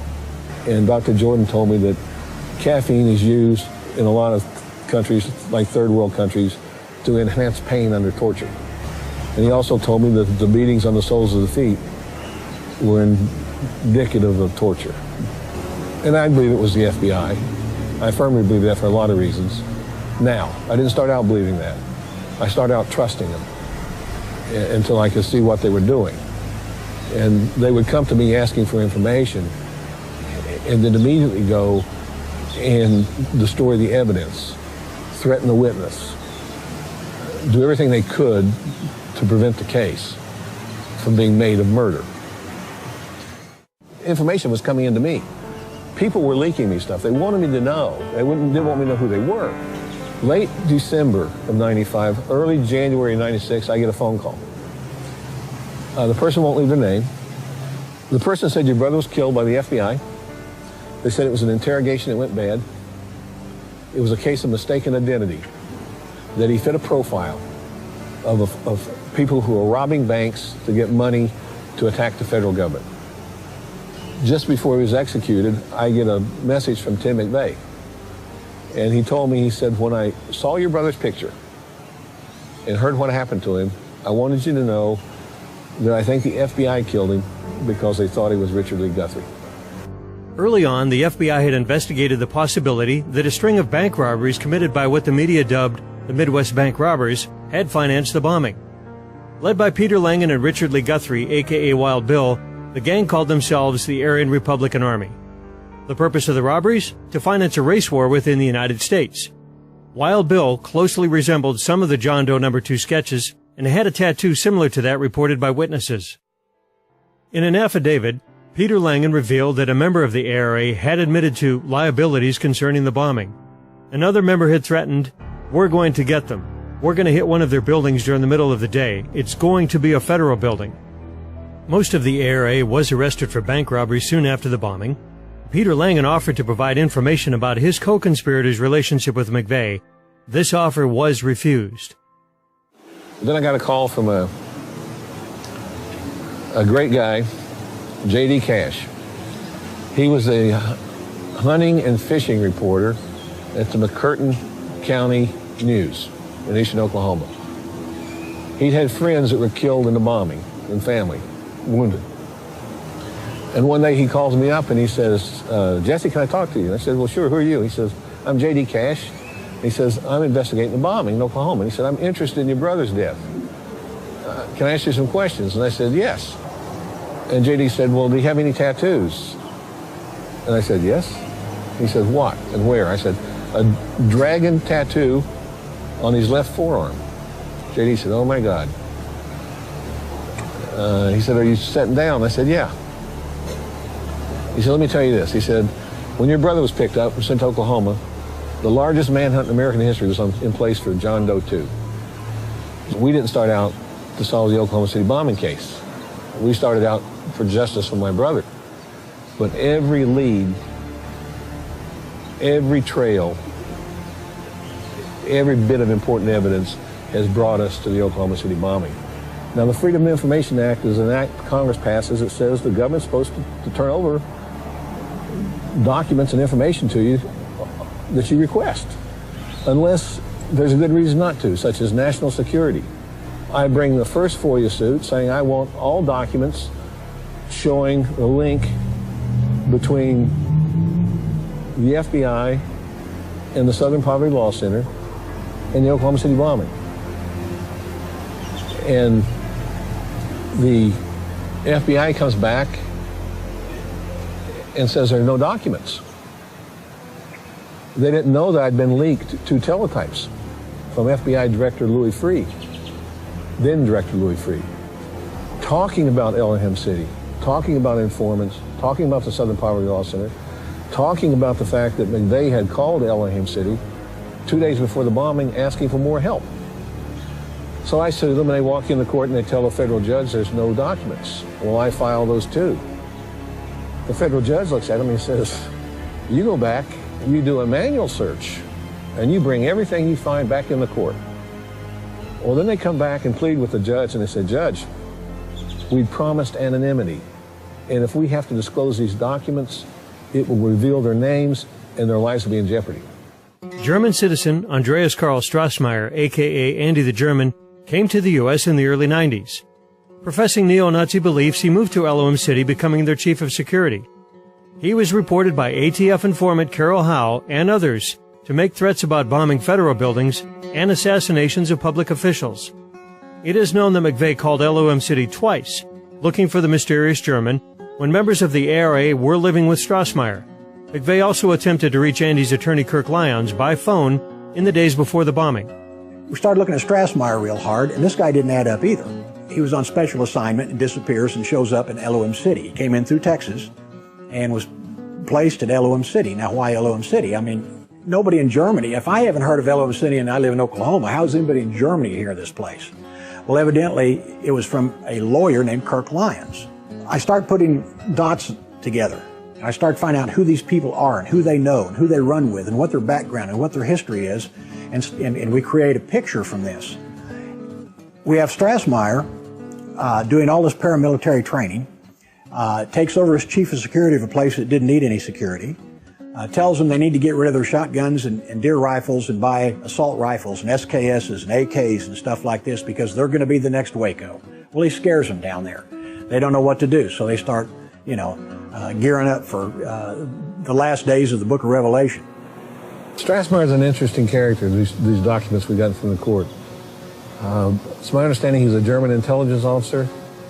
He is apparently, after the bombing, taken out of the country by a former CIA operative back to Germany. His visa, as I understand, had expired, and no one picked him up, and he was smuggled out through Mexico and back to Germany. I said, why wasn't Andy Strassmeyer questioned? And one of the attorneys said, oh, we did question him. I said, yeah, but you waited until he got back to Germany, and then you called him up over the phone and asked him, did he have anything to do with the bombing? At Tulsa, at Lady Godiva's, which is a strip bar, one of the strippers named Shanti said that McVeigh and Strassmeyer and several people had come in a few days before the bombing, and there was a Ryder truck parked out in the parking lot. What we can say about Timothy McVeigh's connections to Elohim City is that he called there at least twice, once on April 5th and once on April 17th, that he checked into a motel within miles from there, that he received a speeding ticket within miles from there, and that he also calls outlying areas of Elohim City residents or acquaintances. So very briefly, those are his provable connections to Elohim City. The Southern Poverty Law Center, along with the FBI, kept informants in Elohim City. One of these may have been Strassmeyer, the supposed neo-Nazi. Known primarily for its work in litigating against hate groups and its outspoken chief counsel Morris Dees, the SPLC has also become an informal intelligence gathering arm of the FBI and now the Department of Homeland Security. They share the same interest with the federal government in suppressing what they knew about prior knowledge. By the FBI's own admission, there were at least between 4 and 6 informants at Elohim City. I don't know what the population of Elohim City is, but it sounds like whenever 3 people get together to talk about overthrowing the government, 2 of them are working for the government. Andy Strassmeyer's roommate at Elohim City was Michael Brescia, a young skinhead from Philadelphia who was also a member of the ARA. He was later convicted for bank robbery and also bore a striking resemblance to the John Doe No. 2 sketches. The FBI and the ATF had something to hide in eastern Oklahoma. Was McVeigh in Elohim City? If so, what was he doing? My name's Josiah Stone, and I was on a spiritual journey. I integrated quite quickly into Elohim City, and and I was able to identify with their concept of life because I was looking for some answers to my own life. I saw Timothy McVeigh at Elohim City 8 weeks prior to the Oklahoma City bombing. And I remember him distinctly because he has a distinct face. But he was smiling. He was smiling. He was happy as he could be. These people were loaded for bear, and they were ready. And they meant business. I believe the mindset at Elohim City was they didn't give a damn whether they were implicated in it or not. What was interesting, and I think no one has paid any attention to it, is that the CIA was involved at Elohim City. Not only were they involved, but they had the spy satellites. The National Geospatial Intelligence Agency. I never heard of them before. They run the spy satellites.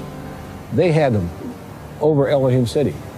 I think one of the things that may be most productive to getting at the truth was the discovery of an operation the FBI had in place since about 1991 called PATCON. P-A-T-C-O-N. Is short for Patriot Conspiracy. It was an idea they had to infiltrate every militia group, every neo-Nazi group, every group critical of the government in the United States. The plan apparently was to put informants in with all of these groups. And I think Elohim City was a PATCON operation. I think McVeigh was obviously involved in it. Now, whether he was a target or an operative, I don't know, any more than I know whether the government intended to blow up the Murrah building. But they knew it was going to happen, and they knew McVeigh was going to do it, and they don't stop him. As alleged in David Hoffman's book, The Oklahoma City Bombing and the Politics of Terror, Strassmeyer first aroused suspicion that he was an undercover operative when he was caught in Texas entering a federal building at night with a key code. Did he have access to the Murrah building also? When we interviewed Jane Graham, who was a survivor, she said that when she went to work, it was either the day before or 2 days before, I don't remember which, she parked in the basement parking, and when she got out of her car and was walking across the parking garage, she saw 3 guys down there wearing coveralls and placing putty on the columns and stringing wire between the putty. Later, she picks out one of the guys from photographs and says that's him, and it was Andreas Strassmeyer. Strassmeyer was there listening, going over the plans. He was listening to everything. He was, what they were talking about, looking at place, pointing to things. But when they were talking, whatever they happened to finally be talking about, and when I was looking at him, at that point, then he left and went over to the other side of the building so I wouldn't keep watching him. The second man that was there, who appeared to be military, he's the one that the man in charge told to put the stuff back in the car. The second man obviously was taking orders from the first man because he had wire in his hands, which I thought was telephone wire. It's that real light color, thin wire. And he also had what appeared to be gray putty. Well, that's exactly how you string composition C4 with det cord. And the details are chilling. We'll also focus on surveillance cameras that caught the bombing on tape, and maybe the men behind the bombing. The News Channel has new information tonight that there's a chance surveillance tapes could be the smoking gun evidence. Now, we asked candid questions in a rare face-to-face meeting with ATF officials close to the investigation. We learned that video collected from downtown businesses the morning of April 19th may someday be played before a jury. Officials won't say who or what exactly is on the tape. However, numerous sources have confirmed the tapes exist and that they reveal more than one bomber. And I said, I want 2 other things from the FBI. I want the tapes from the surveillance cameras leading up to the Murrah building on the day of the bombing, on the different buildings around the Murrah building. And I want the tapes from the cameras on the Murrah building, because I had received a government document that said surveillance cameras show the bomb detonating 3 minutes and 6 seconds after the suspects exited the truck. Suspects, not one, plural. The fight now is over those tapes. They don't deny they exist, they just say we can't find them. Now, the notion that this is the biggest crime the Bureau had ever investigated, at that point in time. The largest mass murder in American history.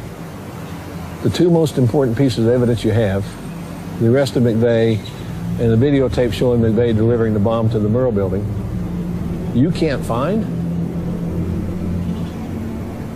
Incredible. The enhanced photo shows a very distinct possibility of a man standing behind that truck.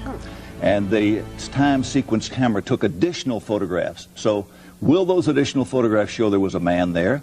Will they show that he was alone? Will it show it was the suspect, Tim McVeigh? The additional photographs in the trial should help point that out.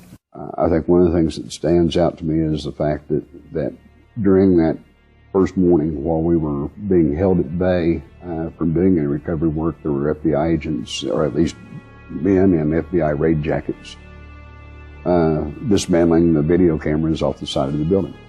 I'm Charlie Rose. I'm with Legend Video Transfer, and the FBI had employed me to duplicate a number of videos for them shortly after the Murrah bombing. I was asked to duplicate approximately 400 tapes for the FBI. We had 2 FBI agents in the office. We had 2 studios set up for duplication, and each FBI agent was required to stay in the room with each of us that were in that room. Really didn't have the opportunity to sit back and watch the videos. There's probably a lot to learn, you know, from the videos that they saw. Some of them are meaningless, but others, you know, could make some powerful impact on what actually happened. The government will not release the film that was in the video cameras on the front of the building that would show whether I was accurate or not accurate. Of course, the other Achilles heel is the videotapes of the building itself from the different surveillance cameras that no one's seen. If McVeigh was Lee Harvey McVeigh all by himself, the lone nut with the truck, then why don't they show us the videotapes of the truck? Show us the videotapes of him getting out. Or was there more than him in the truck? There were like 22 films in the area that were confiscated by the FBI that would have shown the truck being pulled up, people getting out of the truck. It would have shown what was going on at the time the explosions took place. And obviously they confiscated those, and it didn't take much to figure out that the federal authorities weren't trying to get to the truth. They seemed to be covering up things. Their first objective is to protect the agency, not to do what's right, not to do justice, not to serve the American people. It's to protect themselves. And they will do anything to do that.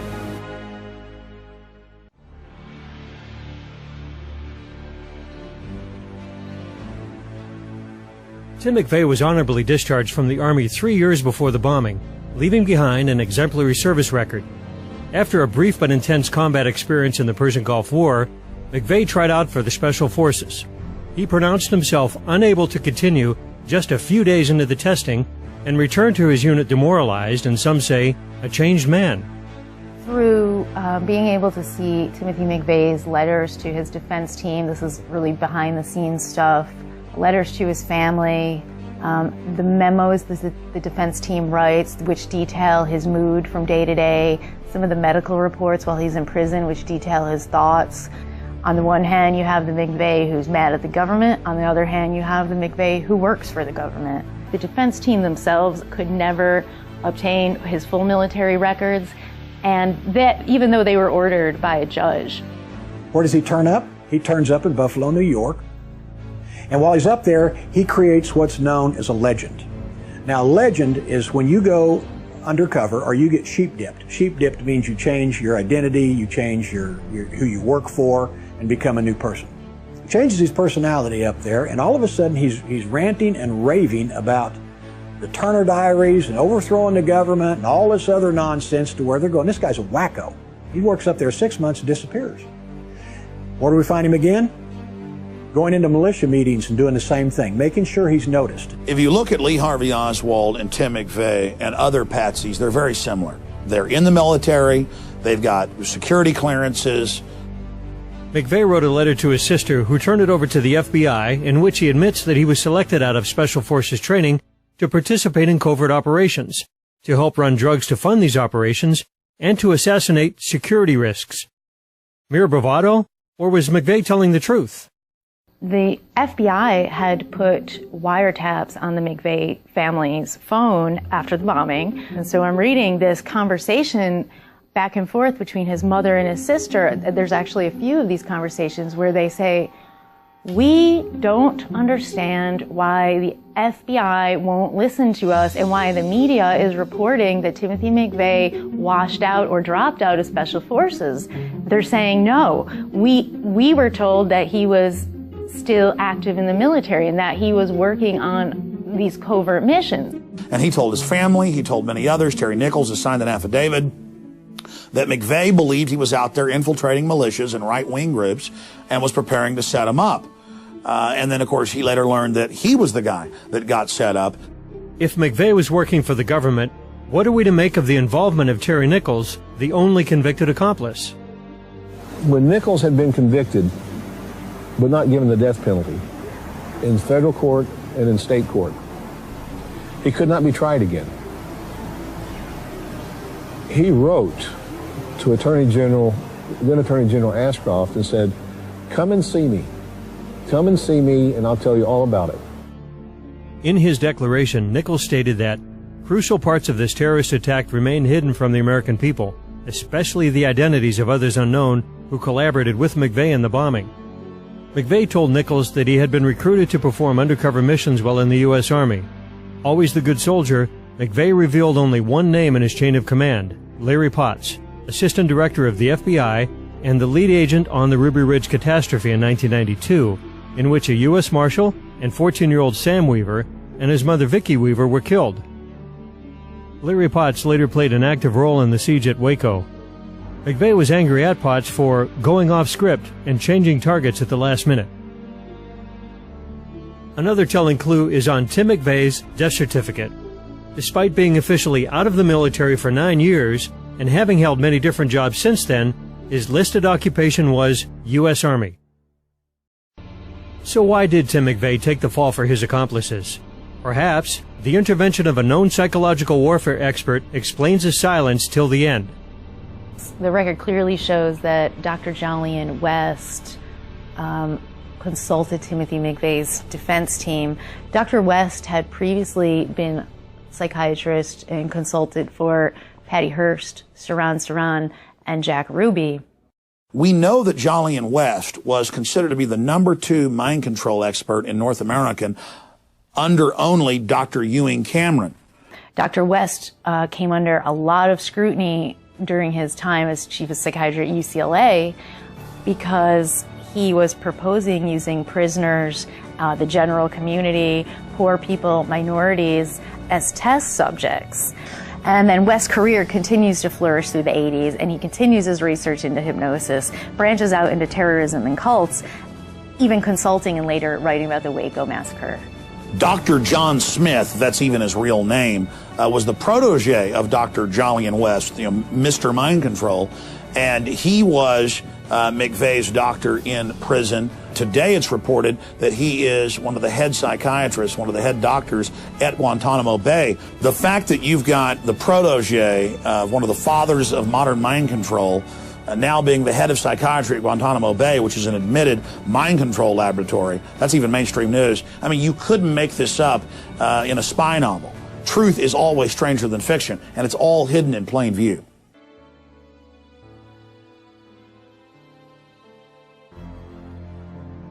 Was the bombing the product of a sting gone out of control, with McVeigh taking the blame for a series of government failures? They kind of set up a sting operation, it appears to me, that went bad. They thought they would stop, the efforts of Strassmeyer, Millar, and others through Elohim City. I eventually talked to the Senate staffer, and he informed me that the Oklahoma City bombing was actually a sting operation that went wrong, and that the effort to cover it up was because they were not able to stop this sting operation. When it fell apart in that they weren't able to stop it right before it took place, and proclaim to the public how great they were, so they could get new funding for the ATF, because the ATF had lost so much credibility due to the Randy Weaver situation. I don't know if anybody will ever know. I know my brother was killed. I'm often asked why. I know my brother was killed for information he didn't have about the bombing. Why the people in the Murrah building were killed. As I said, I don't know if they intended it or it just got away from them. God, I hate to think that they did it on purpose. Perhaps it was a deliberate attack by a criminal element in this government, using the reins of power to execute and cover up their crime.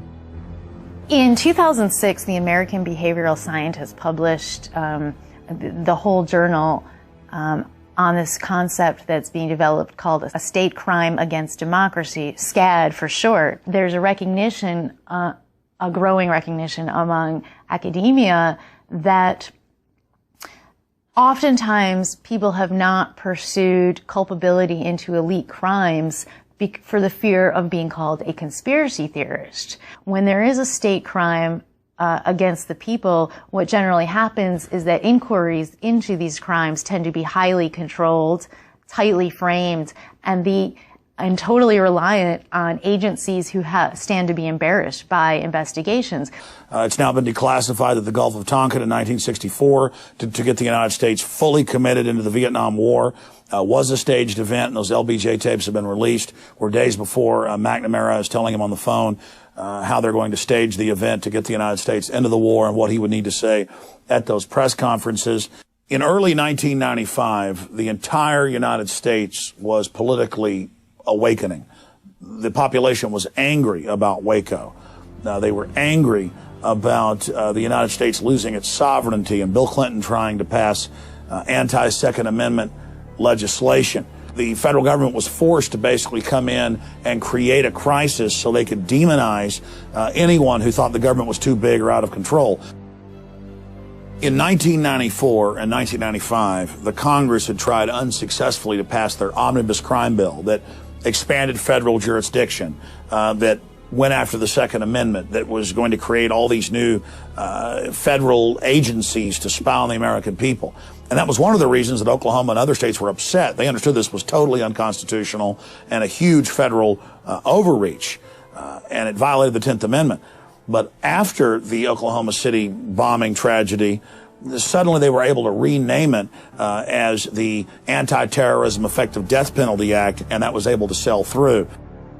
Well, I think one of the things we'll be seeing over the next few weeks and months are new legislation, both to deal with domestic groups and international terrorism. There's already one bill, the Omnibus Terrorism Act of 1995, that's on the cards. One of the dangers is that we stepped a little bit too far, and this bill is very controversial. We see amazing parallels between Oklahoma City and 9/11. And we see it also being used as a mass conditioning tool to launch a new war. In the case of Oklahoma City, a war against the American people. In the case of 9/11, a war against the Middle East and an invasion for resources. President Obama's Chief of Staff, Rahm Emanuel, recently said that you can never let a good crisis go to waste. This is an example of realpolitik. Taken to its extreme, we can quote the words of Robert Shapiro, former Clinton advisor, who recently wrote in an editorial that the only thing that can save the Obama administration is another terror attack like Oklahoma City or 9/11. So they think of us as expendable. They're willing to ride our ashes, stand in our graves to preserve their position. This is an example of the noble lie. And in the months and weeks building up to the Oklahoma City bombing, there was incredible conditioning on the news. These people are scared of the federal government. They're terrorists. They're going to kill you. They're going to bomb you. You watch, it's going to happen. And then sure enough, it happened. And then you look at the evidence, and government and black op fingerprints are all over it. The establishment is going to have trouble in the future orchestrating further atrocities like Oklahoma City, because the public is now really getting wise to their tricks. Oklahoma City is one of the best examples we've got where we can prove clearly that the official story is a fraud, that the government was involved and is using it to demonize good Americans. April 19, 1995. will live on in history as a reminder that we must all take an active role in holding our leaders accountable. Its legacy and lessons must be rooted in truth, not myth. The victims demand truth and justice. We have all witnessed firsthand the harsh reality of a government's ability to manifest its will upon the people. And it's up to the people to deprive government of the power to commit crimes and profit from the lies. It is every patriotic American's duty, every man, woman, and child's responsibility to research the facts contained in this film, to verify for yourself that this information is true and that the rabbit hole goes even deeper, and then take action to bring the criminals that perpetrated this attack to justice.